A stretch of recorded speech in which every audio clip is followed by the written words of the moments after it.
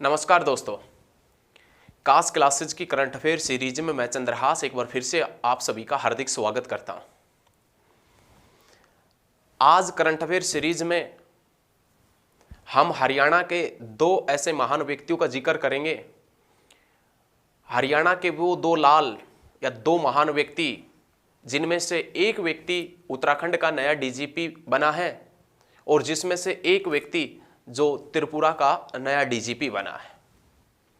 लगभग 30 नवंबर को ये अपना कार्यभार संभालेंगे। एक त्रिपुरा का डीजीपी का कार्यभार संभालेगा, एक उत्तराखंड के नए डीजीपी का कार्यभार संभालेंगे। वो दो व्यक्ति या दो महान व्यक्ति जिनका संबंध हरियाणा से है, जिनका संबंध एक का संबंध रेवाड़ी से रहा है तो दूसरे का संबंध पानीपत से रहा है।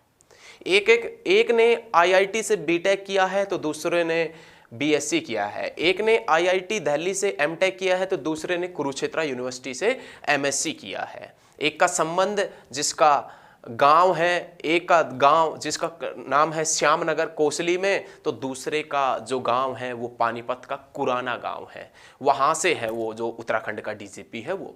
इन सभी के बारे में हम सभी पॉइंट अच्छे तरीके से समझेंगे और इन महान व्यक्तियों से संबंधित क्या क्या पॉइंट बन सकते हैं वो भी समझेंगे। और ये दो महान व्यक्ति हैं या ये दो नए डीजीपी है या ये दो हरियाणा के नए लाल है, ये उत्तराखंड और त्रिपुरा का डीजीपी का पदभार संभालेंगे तो किसका पद ये लेंगे, वर्तमान में उस पद के ऊपर कौन है और 30 नवंबर के बाद में ये किसका मतलब पद बनेंगे नए डीजीपी। 30 नवंबर के बाद में नए डीजीपी बनेंगे तो किसका पद संभालेंगे, उस व्यक्ति का वर्तमान में जो डीजीपी है उस व्यक्ति का नाम क्या है और उसके बाद में नए डीजीपी ये बनेंगे। तो इन सभी के बारे में अच्छे तरीके से समझेंगे, नो डाउट। चलिए, यदि देखें सबसे पहले जिक्र आता है कि उत्तराखंड का नया डीजीपी कौन बनेगा। तो उत्तराखंड का जो नया डीजीपी बनेगा वो आपके हरियाणा से है और उसमें नाम आता है अशोक कुमार का। उत्तराखंड का जो नया डीजीपी बनेगा, जो लगभग 30 नवंबर को अपना कार्यभार संभालेगा, उसका नाम है अशोक कुमार। अशोक कुमार जिसका जन्म कब हुआ था, 20 नवंबर 1964 में। मतलब हरियाणा बना नहीं था, इनके जन्म के 2 साल बाद ही हरियाणा बन गया था। एक तो इनके घर के अंदर खुशी थी कि अशोक कुमार का जन्म हुआ है, दूसरा खुशी होगी कि हरियाणा भी बन गया और पानीपत किसके अंदर आ गया, हरियाणा के अंदर आ गया। तो जन्म हुआ 20 नवंबर 1964 को पानीपत के कोराना गांव में। पानीपत के कुराना गांव पड़ता है और उस गांव के अंदर खुशी की लहर भी चल रही होगी। उस गांव के अंदर काफी खुशी की लहर भी होगी कि उस गांव का एक व्यक्ति, एक साधारण सा व्यक्ति जो पहले गवर्नमेंट स्कूल में पढ़ा, गांव के गवर्नमेंट स्कूल में पढ़ा, उसके बाद दिल्ली आईआईटी से बीटेक एमटेक किया, उसके बाद में वो नया डीजीपी बना है। तो ये गांव में एक खुशी का माहौल अलग ही होता है, खुशी की लहर होगी गांव में। लेकिन इन्होंने आगे पॉइंट की बात करें, कुराना गांव पानीपत में इनका जन्म होता है। आईआईटी दिल्ली से इन्होंने बीटेक किया, एमटेक किया। 1989 बैच के आईपीएस अधिकारी है, 1989 बैच के आईपीएस अधिकारी। यदि बात करें अशोक कुमार जो उत्तराखंड के नए डीजीपी बनेंगे, वो कौन से बैच के आईपीएस अधिकारी है, तो आप याद रखिएगा 1989 बैच के आईपीएस अधिकारी है।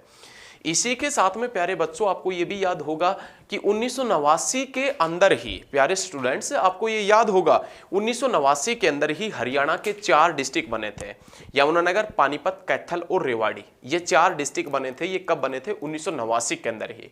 हालांकि बाद में पानीपत को रद्द कर दिया गया था, फिर से नया डिस्ट्रिक्ट के रूप में बनाया गया था। ये सभी हमने पानीपत डिस्ट्रिक्ट करवाया है, उसमें सभी पॉइंट करवा रखे हैं हरियाणा जीके के अंदर। लेकिन ये तो हरियाणा की करंट अफेयर सीरीज है, यहाँ पर हरियाणा करंट अफेयर पढ़ेंगे। तो याद रखिएगा अशोक कुमार जी जो है, जो नए उत्तराखंड के डीजीपी हैं, ये 1989 के बैच के आईपीएस अधिकारी है। अब ये अशोक कुमार जो 30 नवंबर को नए डीजीपी का पदभार संभालेंगे, उत्तराखंड के नए डीजीपी होंगे, तो किसका स्थान लेंगे, तो आपने याद रखना अनिल कुमार रतूड़ी।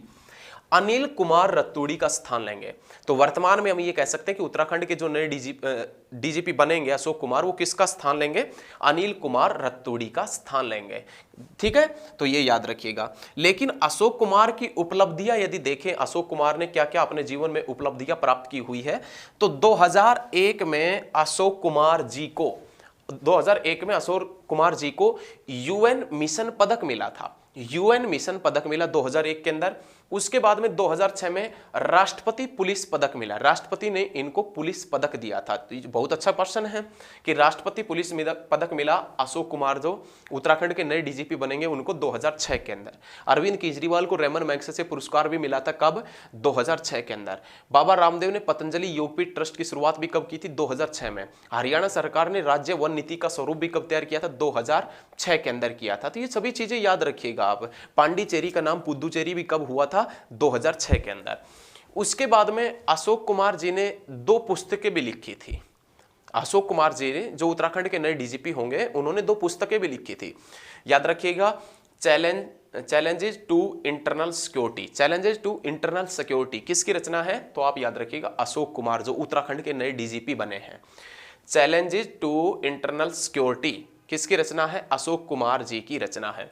उसके बाद दूसरी इनकी रचना क्या है? दूसरी पुस्तक क्या है? मैन इन खाकी, मैन इन खाकी, ब्रैकेट में इंसान, खाकी में इंसान, सॉरी मैन इन खाकी, ब्रैकेट में क्या देखना है आपने? ब्रैकेट में लिखा हुआ है खाकी में इंसान, या खाकी में इंसान या मैन इन खाकी। किसकी पुस्तक का नाम है? अशोक कुमार जी। ये पुस्तकें भी आपसे पूछ सकता है क्योंकि करंट अफेयर के अंदर ये बनता है, ये सभी पॉइंट बनते करंट अफेयर में।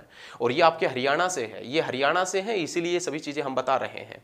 याद रखिएगा मैन इन खाकी और चैलेंजेस टू इंटरनेशनल सिक्योरिटी, ये किसकी रचना है? तो उत्तराखंड के नए डीजीपी अशोक कुमार जी की रचना है। और वो उत्तराखंड का नया डीजीपी जिन्हों का जन्म 1964 में पानीपत के अंदर हुआ, कुराना गांव में हुआ, दिल्ली आईआईटी से पास आउट है, बीटेक एमटेक किया है, अनिल कुमार रतूड़ी का कार्यभार संभालेंगे। तो ये सभी चीजें याद रखिएगा। तो ये तो थे उत्तराखंड के जो नए डीजीपी है। हरियाणा का एक प्रसिद्ध लाल, ठीक है, हम प्रसिद्ध लाल कह सकते हैं, हरियाणा का महान लाल है, महान लाल है, तो ये कह सकते हैं। उसके बाद में एक त्रिपुरा के नए डीजीपी बने हैं, वो भी हरियाणा के ही लाल है। मतलब कहने का ये कि वो भी हरियाणा से संबंधित, वो महान व्यक्ति भी हरियाणा से संबंधित है जो त्रिपुरा का नया डीजीपी बनेगा। कौन से जिले से संबंधित है? तो रेवाड़ी। हालांकि रेवाड़ी जिले से एक और डीजीपी रहे हैं, भूपेंद्र यादव जो है राजस्थान के डीजीपी, भूपेंद्र यादव जी जो राजस्थान के डीजीपी हैं, वो गढ़ी बोलनी गांव से है। गढ़ी बोलनी गांव वो भी रेवाड़ी के अंदर ही पड़ता है। तो याद रखिएगा रेवाड़ी ने दूसरा डीजीपी दिया है। एक गढ़ी बोलनी गांव से है भूपेंद्र यादव जो राजस्थान के अंदर डीजीपी है, राजस्थान के डीजीपी हैं। और एक दूसरा डीजीपी जिसका नाम क्या है? विजय यादव। विजय यादव है जो श्यामनगर कोसली के पास है, कोसली जो रेवाड़ी के अंदर पड़ता है। याद रखिएगा। त्रिपुरा के नए डीजीपी के पॉइंट का डिस्कस करें तो त्रिपुरा के नए डीजीपी बनेंगे विजय यादव जो श्यामनगर कोसली से है, श्यामनगर कोसली से है। इनका जन्म कब हुआ? 1961 में। कल्पना चावला का जन्म कब हुआ? 1961 में। अर्जुन पुरस्कार की शुरुआत कब हुई? 1961 में। हरियाणा में पहला सैनिक स्कूल कब खोला गया? 1961 में। विश्व का प्रथम व्यक्ति जो अंतरिक्ष में गया तो याद रखिएगा यूरी गागरिन, 1961 में। गोवा पुर्तगालियों से कब स्वतंत्र हुआ? 1961 में। सभी पॉइंट क्लियर है ना? तो प्यारे भैया ये सभी पॉइंट क्लियर होने चाहिए। जन्म 1961 के अंदर होता है। गांव श्यामनगर कोसली से है। कौन से गांव से है? श्यामनगर कोसली से है। इन्होंने बीएससी, पहले यदि बात करें कि जो प्रारंभिक परीक्षा है वो गांव के सरकारी स्कूल से इस प्रकार प्राप्त की। उसके बाद में ये जो अपने फादर के साथ में पठानकोट पंजाब चले गए और पठानकोट पंजाब से इन्होंने बीएससी किया। पठानकोट पंजाब से इन्होंने बीएससी किया।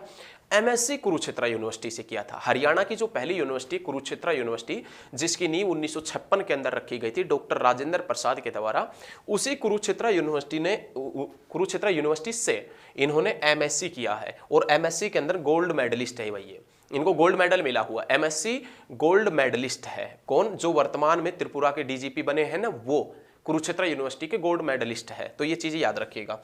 1987 बैच के आईपीएस अधिकारी है। देखिए जो उत्तराखंड के नए डीजीपी बने हैं वो 1989 बैच के आईपीएस अधिकारी, लेकिन ये 1987 बैच के आईपीएस अधिकारी है।